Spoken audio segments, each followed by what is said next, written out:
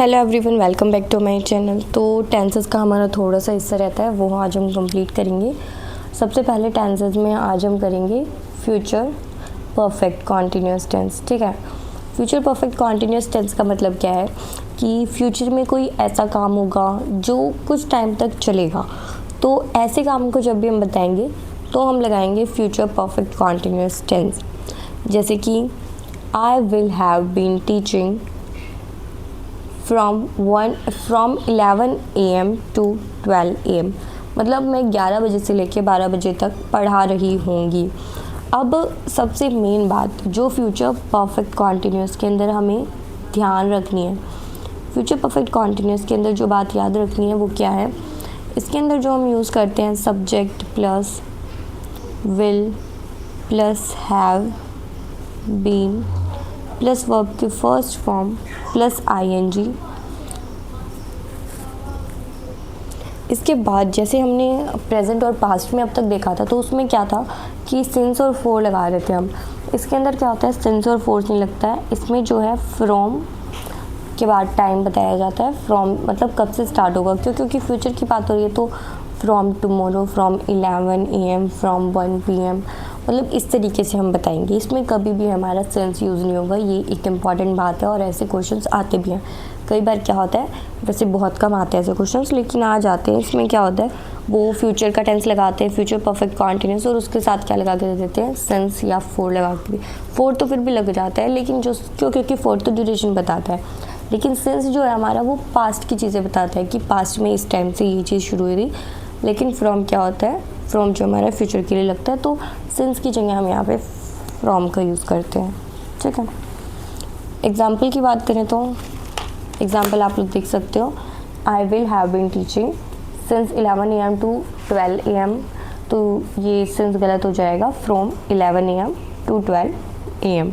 In future we can't use since, we use from. Okay, I will have been raining, it will have been raining from tomorrow, मतलब कल से क्या होगा, कल से बारिश होगी। ठीक है, या फिर ऐसे भी बोल सकते हैं बाय 6 PM, 6 बजे से I will have been teaching for 2 hours, 6 बजे से मैं 2 घंटे तक लगातार पढ़ाऊँगी। तो ठीक है, इस तरीके से भी हम अपने बात को बोल सकते हैं। और उसके बाद हमारे आते हैं future perfect tense. Future perfect tense की अगर हम बात करें तो फ्यूचर परफेक्ट टेंस में क्या होता है, कोई भी ऐसा काम जो हमें फ्यूचर में बताना है कि ये हो चुका होगा, मतलब इस टाइम तक, जिस टाइम पे भी कोई मुझसे पूछेगा उससे पहले ये काम मैं कर चुकी होंगी। हमने क्या पढ़ा था पास्ट, जब भी हमने पास्ट परफेक्ट पढ़ा था तो उस केस में हमने पढ़ा था कि इस काम, ये तो हमारा प्रेजेंट का काम है, प्रेजेंट के काम से 2 पास्ट के काम होंगे। एक पास्ट का काम को तो मैं सिंपल पास्ट में बता दूंगी, लेकिन उससे पहले भी जो पास्ट का काम होगा वो जो है मैं पास्ट परफेक्ट में बताऊंगी। ऐसे ही फ्यूचर में होता है, फ्यूचर के 2 काम होंगे, तो जब भी फ्यूचर के हमारे 2 काम आएंगे तो जो काम मैं यहाँ पे करूँगी उस काम को तो मैं बता दूँगी फ्यूचर परफेक्ट में, और जो दूसरा काम होगा उसको मैं बताऊँगी सिंपल प्रेजेंट में। सिंपल प्रेजेंट में क्यों, क्योंकि उस टाइम पे अगर हम जाके देखें तो जैसे मैं आपसे क्वेश्चन पूछूं, अगर मैं आपको एग्जांपल दूं, आई will have completed the work, ये तो हमारा क्या हो गया, सिंपल, कि मैं काम कंप्लीट कर चुकी होंगी। ठीक है, लेकिन ये सिर्फ हम एक सेंटेंस से बता नहीं सकते, क्योंकि 2 काम हम दिखाने पड़ेंगे तभी तो मैं ये बताऊंगी, वरना मैं सिर्फ सिंपल वैसे ही नहीं बता देती कि मैं कंप्लीट कर लूँगी, मैं सिर्फ सिंपल फ्यूचर में बता देती। तो मुझे एक और काम बताना पड़ेगा, तो मैं कैसे बताऊंगी, आई will have completed the project before my boss ask for it, मतलब जब मेरे बॉस पूछेंगे उससे पहले मैं क्या है, उस प्रोजेक्ट को कंप्लीट कर चुकी होंगी। तो इसमें क्या हो जाता है कि जो काम उस टाइम पे वो काम जब वो पूछेंगे वो उस टाइम का प्रेजेंट बन जाएगा, और वो उस टाइम से पहले मैं कर चुकी होंगी, तो उस हिसाब से हम वहाँ पे हैव लगा देंगे। ठीक है, एग्जाम्पल आप देखो, जैसे ये हमारा प्रेजेंट है, ये फ्यूचर परफेक्ट है, और ये फ्यूचर इंडेफिनिट हो गया। ठीक है, मतलब सबसे पहले एक प्रोजेक्ट की बात चल रही है, यहाँ पे 11 बजे मैंने इस प्रोजेक्ट को कंप्लीट कर लिया, तो जो प्रोजेक्ट कंप्लीट होने का काम हुआ है वो पहले हो गया। तो पहले हो गया इसलिए जो काम पहले हो जाता है उसी के लिए तो हम फ्यूचर परफेक्ट यूज़ करते हैं। ठीक है, और ये जो काम है प्रोजेक्ट कंप्लीट करने को बोला, मतलब जो बॉस है उसने कंप्लीट करने को बोला था 12 बजे तक, लेकिन मैंने उसको कंप्लीट कर लिया 11 ही बजे तक, तो वो काम क्या हो गया, टाइम से पहले ही हो गया, उसके पूछने से पहले ही हो गया। तो उस केस में मैंने क्या लगा दिया, फ्यूचर परफेक्ट लगा दिया। आई will have completed the project before my boss ask for it. ठीक है, तो आपको जो है ध्यान रखना है, जब भी हम फ्यूचर परफेक्ट यूज़ करेंगे उसमें एक टेंस तो हमारा फ्यूचर परफेक्ट में आएगा, दूसरा टेंस सिंपल प्रेजेंट में आएगा। और एग्जांपल देख लो, उससे और क्लियर हो जाएगा। The train will have left the station before I reach there. जब तक मैं वहाँ पे पहुँचूँगी उससे पहले ट्रेन जो है जा चुकी होगी, तो मैं वहाँ पहुँचूँगी उससे पहले ही ट्रेन जा चुकी होगी। पहले वाला काम कौन सा हुआ, जो काम पहले होगा उसके साथ हैव लगा देंगे। ठीक है, the principal will have reach the school before the bell. जब बेल बजेगी उससे पहले ही प्रिंसिपल वहाँ पहुँच चुके होंगे, तो प्रिंसिपल पहले पहुँचेंगे, बेल बाद में बजेगी।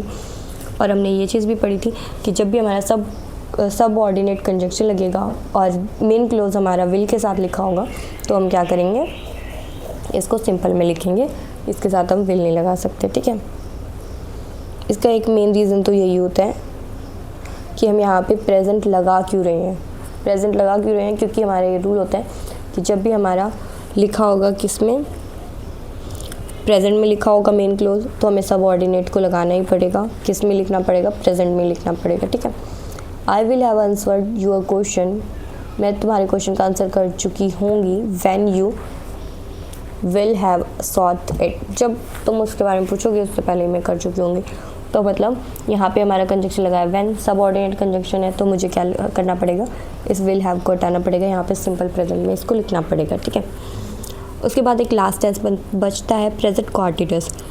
जैसे अपने पास्ट कॉन्टिन्यूस बचा हुआ है, प्रेजेंट तो हम कर चुके हैं। प्रेजेंट कॉन्टिन्यूस जैसे हमने किया था सेम टू सेम वैसा ही पास्ट कॉन्टिन्यूस है। प्रेजेंट कॉन्टिन्यूस में क्या है, कोई काम अभी प्रेजेंट में चल रहा होता है। पास्ट में क्या है, कोई काम पास्ट में चल रहा होता है।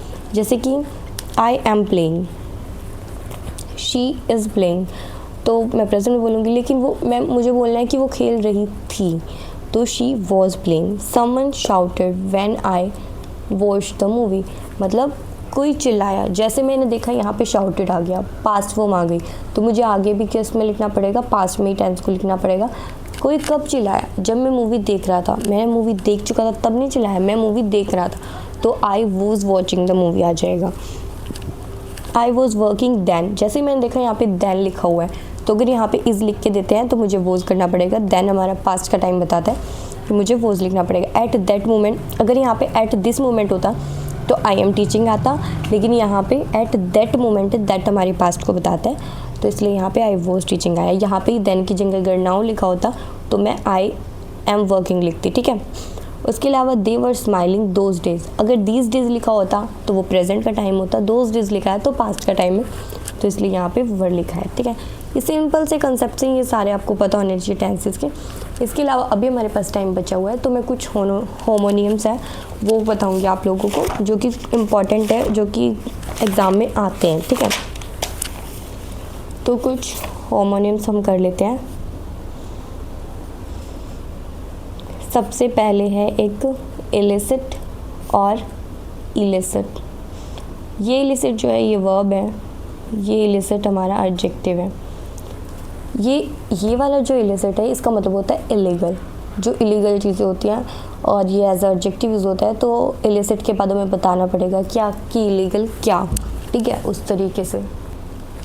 और ये वाला जो इलिसिट होता है इसका मतलब होता है उगलवाना, ये होता है वर्ब। जब हम किसी से कुछ उगलवा रहे होते हैं उसको बोलते हैं इलिसिट। इवोक और विड्रॉ आउट, एक कोई भी रिएक्शन, आंसर या फिर फैक्ट। ठीक है, उसके अलावा नेक्स्ट वर्ड है इन्फर। इन्फर होता है अनुमान लगाना, कुछ समझना, और इम्प्लाई होता है संकेत देना, इंडिकेट करना। उसके अलावा दो और वर्ड्स बचे हैं, इंजीनियस और इंजूनियस। इंजीनियस क्या होता है, शानदार, प्रतिभाशाली। तो इंजीनियस जो होता है, जीनियस से ही हमें पता चल रहा है कोई बहुत क्लेवर है, ओरिजिनल, एक्सीलेंट है, कोई बहुत इंटेलिजेंट है, तो उसके लिए हम जीनियस वर्ड यूज़ करेंगे। ठीक है, और जूनियस होता है हमारा सीधा साधा, कोई भोला भाला है, इनोसेंट है, अनसस्पेक्टिंग है, जिस पे हम कोई कुछ बोल ही नहीं सकते, जिसको वो बहुत ही सीधा साधा है, निष्कपट है, तो उसके लिए हम बोलते हैं इंजूनियस, ठीक है। उसके बाद होता है प्रोसिक्यूट और परसिक्यूट। प्रोसिक्यूट होता है कोई मुकदमा चला रहे हैं, उसको बोलते हैं प्रोसिक्यूट।